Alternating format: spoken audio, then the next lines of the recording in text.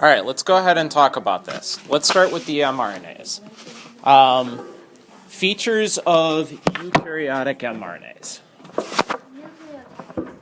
Oh, that works. Nucleotides. Other features. 5' cap.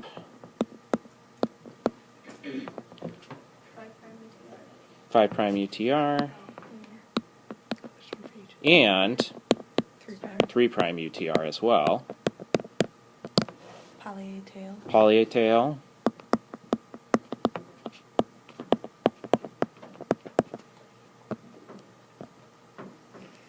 Is it introns and extrons? Yeah, introns and exons.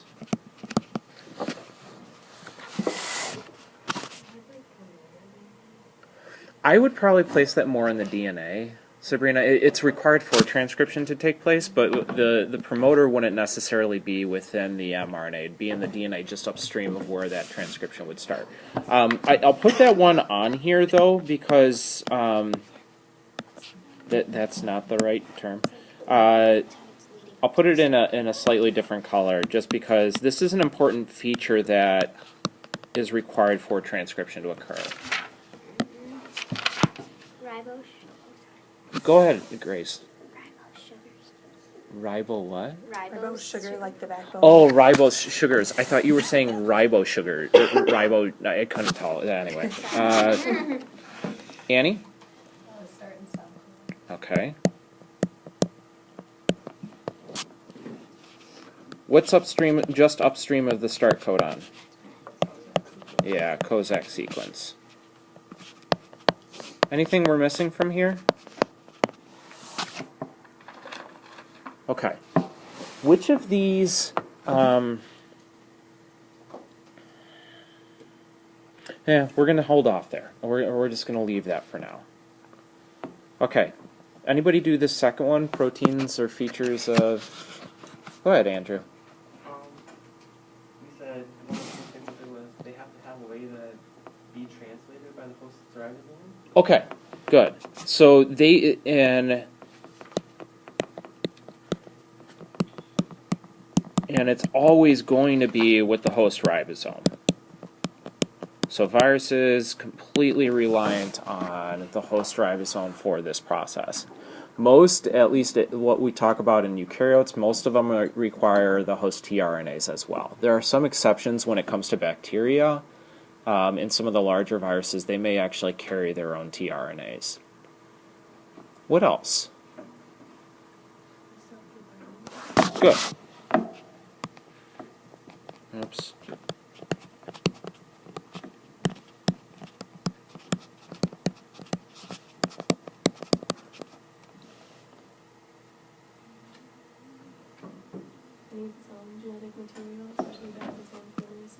Good, good.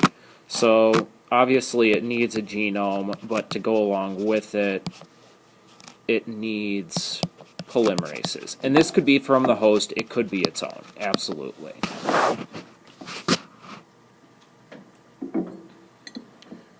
Anything else right now? This is a good list. Oh, go ahead, Andrew. They have to do inhibit host translation. Ah, yeah.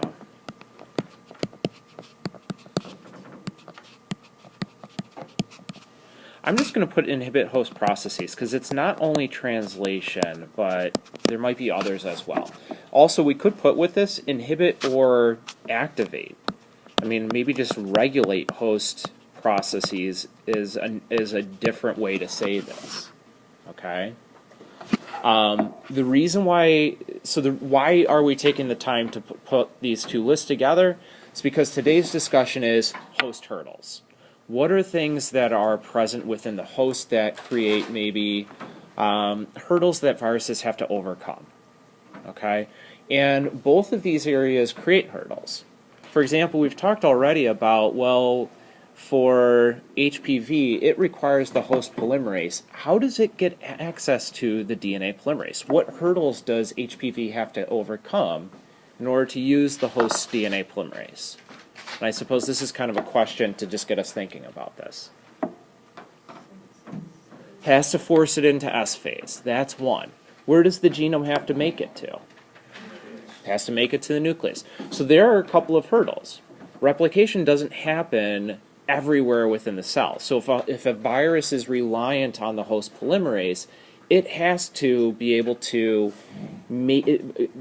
have access to the polymerase, and that means that it has to localize to the nucleus and possibly force that cell into S phase. Okay? So that's the focus for today, and we'll also come back to the mRNAs as well, because this becomes really, there are a lot of ways in which viruses overcome some of these features and yet still promote for translation to occur. Any questions before we get started? The goal today is just to kind of go through these quickly, because I'd like to save some time at the end to do some harder problems that put these concepts together. Okay? But that doesn't mean you can't ask questions. Please do ask them. All right, so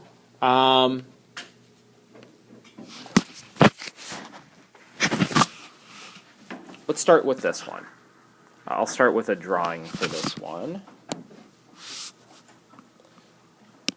So 2 cells.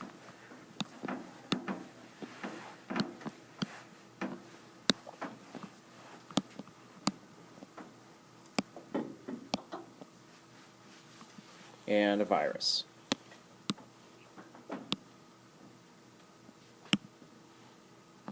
A very simplified model of what is kind of like an icosahedral type virus with spikes or receptor binding proteins. Which of these 2 cells is this virus capable of infecting?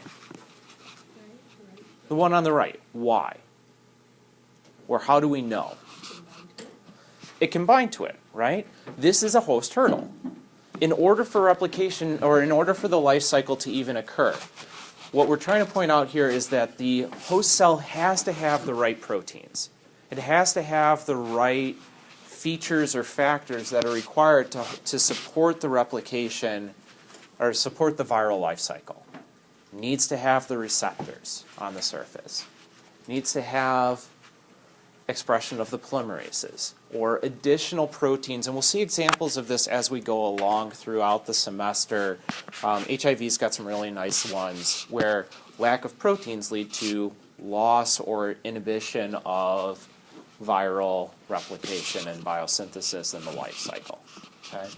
So first one is host has to have the right proteins to support not only viral replication, but the life cycle. And this should say life cycle. I noticed this yesterday. I'd put life cycle here instead of replication just because it's more than just requiring the right polymerase. It's requiring the proteins for attachment at the beginning.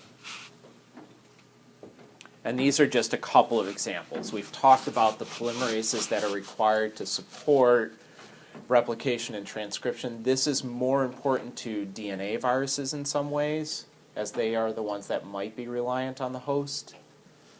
And then cell tropism, or the other way to define this is the types of cells that viruses are able to infect, is defined by those that contain the right receptor.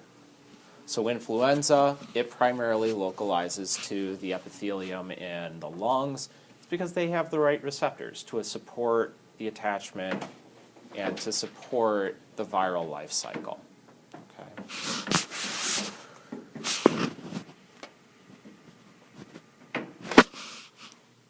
Ow. All right, second one. Actin remodeling. What is actin?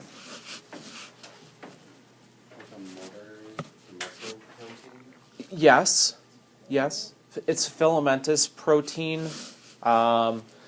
In cells, or at least how we'll talk about it, it provides structure. It's kind of like, I like to think of it as it's rebar that you would find in cement. It's there to help hold it together, help to give the cell its three-dimensional shape. The importance of actin, at least as we're going to talk about, is viruses have to, or the viral particle has to make it from outside of the cell to the inside of the cell. And in order to encourage this entry process, there has to be some sort of reorganization of the actin.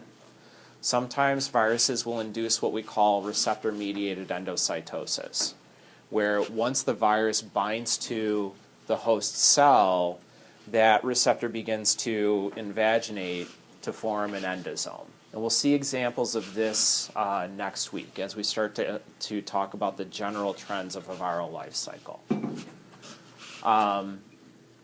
Some viruses, like HPV, require for their nucleus to make it to require their genome to make it to the nucleus. And so there has to be a motor network or some way to transport that genome from the surface of the cell all the way to the genome, or to the nucleus, sorry. So shuttling of molecules are going to require some of this actin remodeling.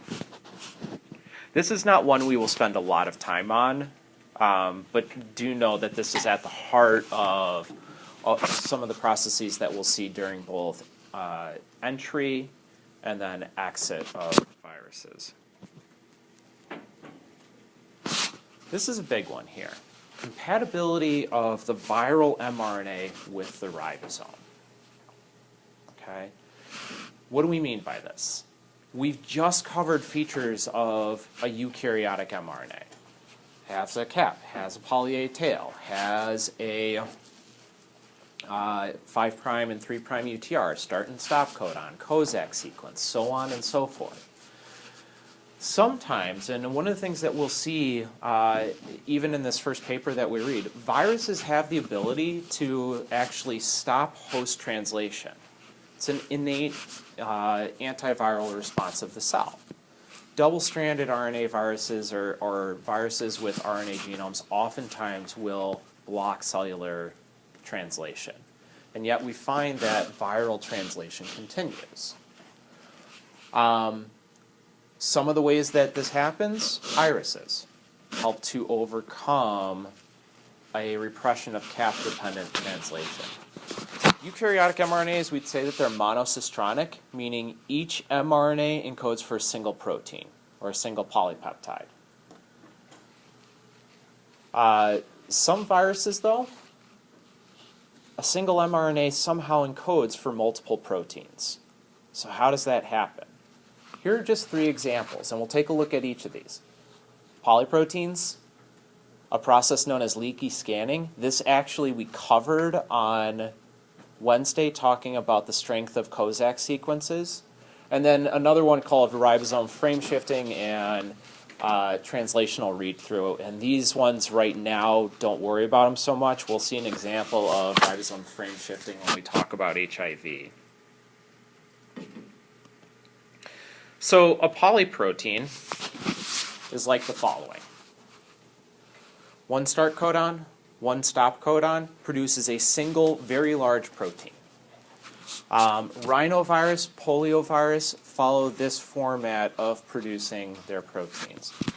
Plus single-stranded RNA genome, which also functions as mRNA, might not have a cap on it, might not have a poly A tail. Let's just focus on these 3 genes, though, in this open reading frame. Those get produced as a single protein. And what we find is that these proteins oftentimes have protease activity. What is a protease?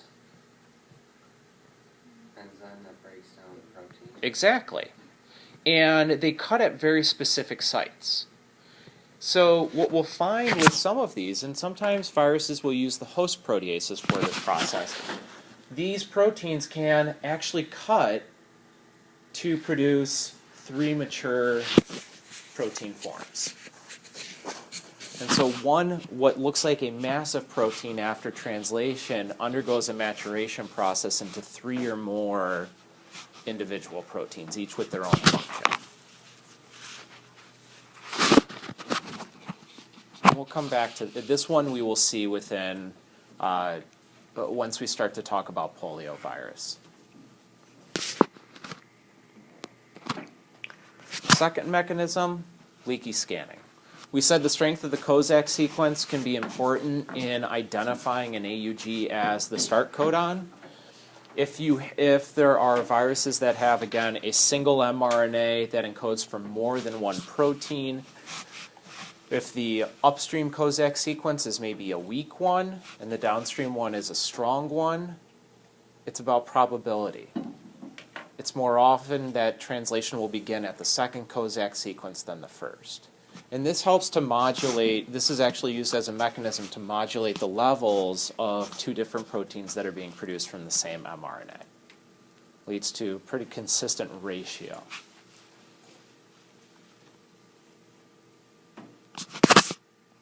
And then the last one is this read-through and then ribosome frame shifting. Read-through means that the ribosome, instead of stopping at the stop codon, will just continue to translate. I'll be honest, I don't know of any examples of this one, but apparently they are in existence because I'll believe the book on this one. The other, though, frame shifting is a bit more common. There are times in which the ribosome will, instead of reading every 3 nucleotides as a codon, there might be a secondary structure in the mRNA. So something that looks like an iris or some sort of fold that ends up leading the ribosome to either stall or kind of like back up a nucleotide or even jump ahead a few nucleotides. And it changes the reading frame. And so that can lead to the production of a different protein. HIV does have this mechanism, and so we'll try to take some time later on in the semester toward the end to discuss this a little bit further. Okay. The ones right now that I'd like you to be most concerned with, polyprotein and the leaky scanning. I'll pause here and just see if there are any questions before I go ahead. That's a lot of information.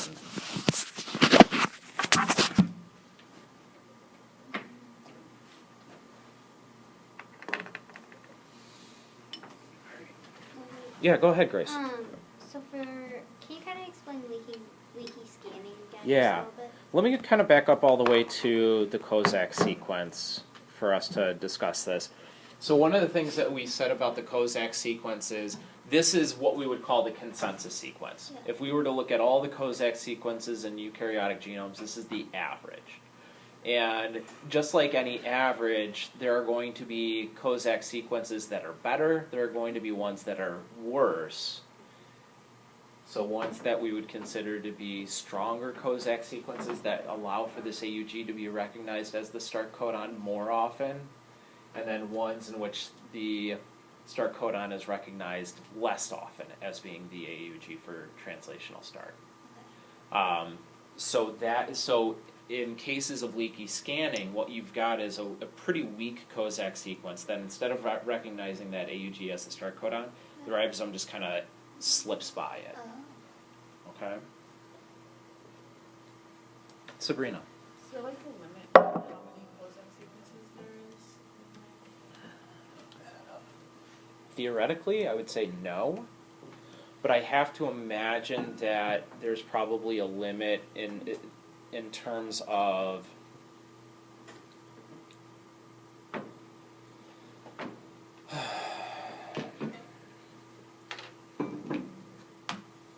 there has to probably be a limit in the fact that, like, even though you may have a series of weak Kozak sequences upstream of a very strong one at the end, the likelihood that translation begins at any of those really weak ones before the last one is can probably reach a threshold at which there's no point to have extra Kozak sequences. Does that make sense?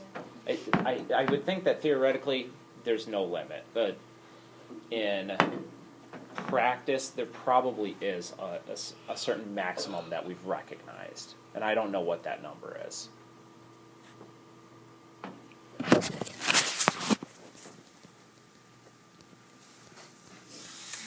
Okay.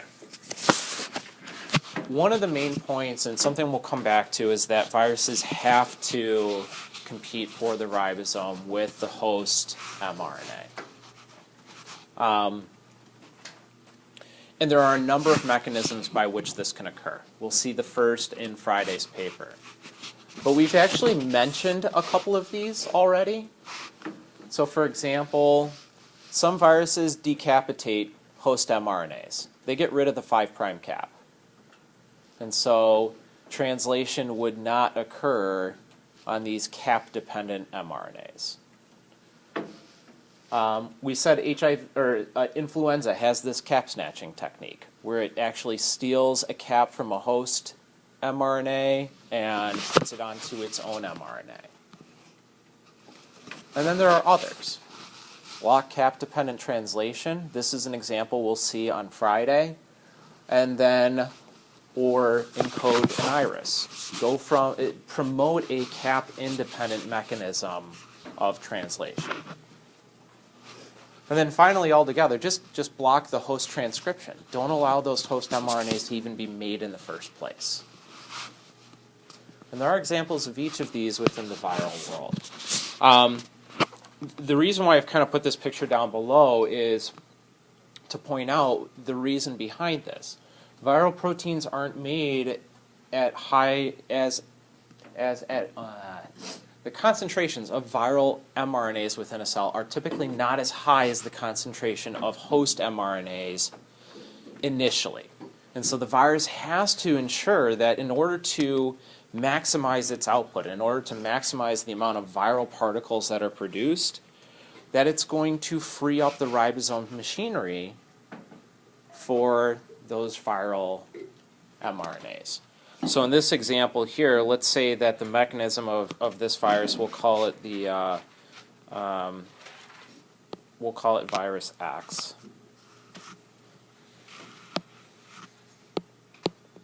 Virus X decapitates mRNAs, and let's say that it does it to 66% of the host mRNAs.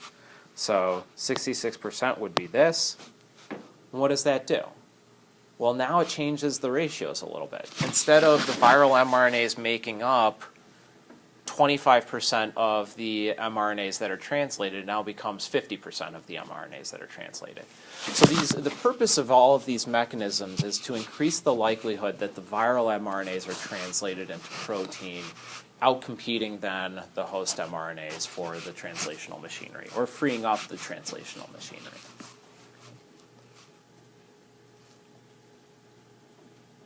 All right. That's it for hurdles for right now. I did want to point out, though, a technique or a couple of techniques that we're going to see in the paper for Friday, just to kind of, I don't know how many people have read it already or have started reading it, and I don't know how many people know these techniques from other courses, but I want to kind of cover a couple of them just to give a brief idea. Who knows what a Western blot is? Okay. You guys describe it. What is a Western blot? Go ahead, Nanny. You can look at the abundance of different proteins by running them through a gel and then staining antibodies that are raised against those proteins. Good. Perfect. Yeah, that's basically the goal, right? So you have a protein in the paper. What we'll see are cell extract. You take those, you load them into a well. The proteins we coat with a negative charge so that they're all running towards a positive charge. They separate out by size in this case. And then what we do is we incubate them with a primary antibody, which will recognize one specific protein. And then we usually include a secondary antibody that binds to that first one. And that secondary antibody oftentimes contains on it an enzyme or some sort of fluorophore, which will fluoresce, allowing us to visualize where that protein is on the gel. Brendan. So is this what they mean in the paper by immunoprecipitated, or is that? We'll talk about that in the next slide or two. I've got that up there too, because the immunoprecipitation is actually really closely tied to this. The Western blot is just the technique to detect the proteins. Immunoprecipitation is something we couple with it. So let me see if I have. Yeah, here's the image of what this would look like. So if you were able to look at a Western blot as it's occurring and look at the molecular level of what's happening, protein will migrate so far based on its size down the gel. Then we transfer it to filter paper, and we treat that filter paper with a let's say this protein is, we'll call it protein Y this time. The primary antibody is an anti-Y antibody, meaning it binds to protein Y. And then the second one is, let's say that this was raised in goat. So it's an anti-Y antibody made in goats. The second one would be something like a mouse anti-goat antibody. So it recognizes every single goat antibody in existence. It recognizes this constant region on it. Secondary antibody binds to it. We have some sort of enzyme. Common ones that are used are horseradish peroxidase or alkaline phosphatase. We add a substrate. It changes color. So in the pictures that you'll see in the paper, they use Western blot frequently. They also use a slightly different technique. It's an SDS page using radio-labeled methionine, and we'll talk about that as well.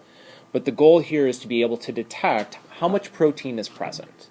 So this can be used as not as a pure quantitative method, but a semi-quantitative, one where we can compare two samples between each other and say, there's about 5 times more in this sample than this one. But we can't tell the exact concentration of the proteins. So that's what we mean by semi-quantitative. Questions on that? To Brendan's question, the second, and here's an example of a Western blot. Note the article, Pratt et al. Anyway, okay. We'll bring that paper up again, don't worry. The second method is immunoprecipitation. So immunoprecipitation is a technique that is commonly used to look for protein-protein interactions. In this technique, what you would have is, in the case of this paper, you lyse your cells, so you've got a cellular extract.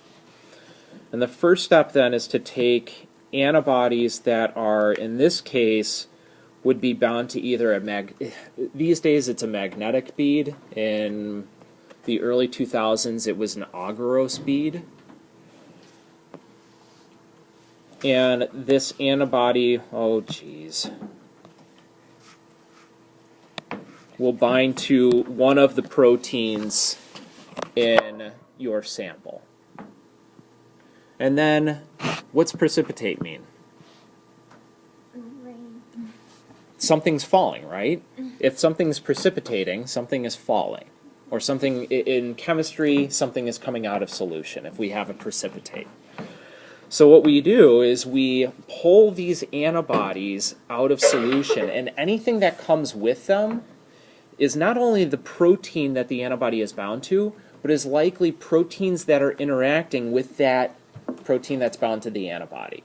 So this is looking for example, they're going to talk about an EIF4G immunoprecipitation. They're looking for what other proteins are pulled out of solution when they're You're talking about when they do the protein, like what viral protein. Yeah, so like what viral proteins come out of solution with EIF4E or EIF4G, okay? That's what they're looking for. So they're looking for, are there proteins that interact? It does not tell us there's a direct interaction. It tells us that there is some sort of either direct or through some sort of intermediary or scaffolding protein like we see in this example here. That there is this purple protein bound to the blue one. The blue is bound to orange and green there. That is an example of an indirect between the purple and the orange and green. Sabrina. So the proteins aren't interacting like electrostatically? More than that? So it's either a direct electrostatic they are electrostatic interactions. I'll say that. But it's either direct, meaning protein X and Y are bound together, or indirect. Protein X and Z are linked together through protein Y. So they're both binding to it, but neither of them are binding directly to each other. So any proteins that have any kind of interaction are precipitated out. Exactly. That's the idea behind this. Shania. Do you like the magnetic bead part? Yeah, sorry. So the way that they do this these days is it's super easy, but it's apparently super expensive, as everything in science is. They sell these little devices that you can take a centrifuge tube and stick it into. If your antibody has a magnetic bead on it, positively charged magnetic bead, what you do is you take a strong magnet, negatively charged magnet, put it on the side of this tube, and then all of those antibodies and any protein that's interacting with them just move straight to where that magnet is. And so what you can do at that point is then take a pipette and suck out any of the remaining liquid, so that all that's left in that solution is your antibody, the protein it's bound to, and any other proteins that protein is bound to. So that's what this washing and elution step are referring to.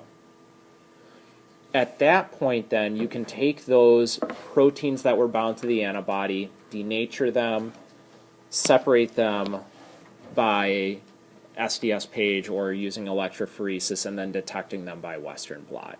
So this is where we see, in the paper, we'll see this coupling of those two techniques to describe what proteins are binding to each other. Okay. Other questions on this? We've actually got about a week, 4 lessons dedicated to nothing but talking about techniques. We'll start it next week on Friday.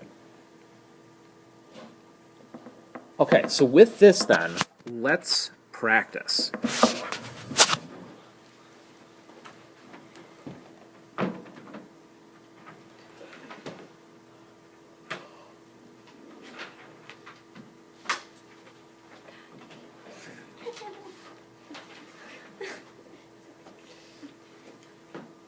All right. 1 or 2? What number do people like? 1 or 2? 2. 2. God, we'll take evens. All right. So we'll do this one, which the problem reads: you have identified a new virus that encodes an RNA-dependent RNA. Oh crap! Where'd it go? Oh, mother of pearl. That last line is like cut off. halfway. Yeah, I noticed that. Fudge nutter. Okay, just a second.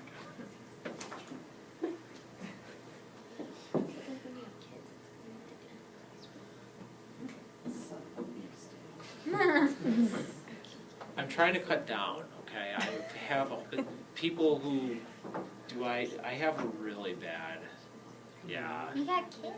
I know, but I've heard worse. yeah. Okay, anyway, here's the problem. You have identified a new virus that encodes an RNA-dependent RNA polymerase, a capsid protein, and a receptor.